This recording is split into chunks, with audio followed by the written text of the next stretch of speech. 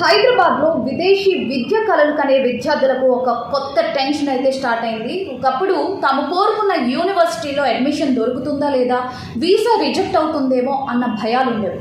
కానీ ఇప్పుడు వీటన్నిటికంటే కూడా ఈరోజు డాలర్ రేట్ ఎంత అనేదే భారంగా మారింది. సో మనందరికీ తెలిసిన విషయమే, మునుపెన్నడూ లేని విధంగా రూపాయి విలువ పడిపోయిందనమాట. సో దీంతో విదేశాల్లో చదువుకోవాలనే హైదరాబాద్ విద్యార్థుల కళల మీద ఇది తీవ్ర ప్రభావం అయితే చూపుతూ ఉంది. సో గతేడాది చూస్తే 85.50గా ఉన్న ఈ డాలర్ విలువ ఇప్పుడు 96.25కి చేరిందనమాట. సో దీంతో ఎడ్యుకేషనల్ లోన్స్, అలాగే వీసా కోసం చూపించాల్సిన బ్యాంక్ నిల్వల మీద లక్షల రూపాయల అధిక భారం పడుతూ ఉందన్నమాట. ఈ కరెన్సీ ఒడిదుడుకుల మధ్య ముఖ్యంగా విద్యార్థులు నలిగిపోతూ ఉన్నారు.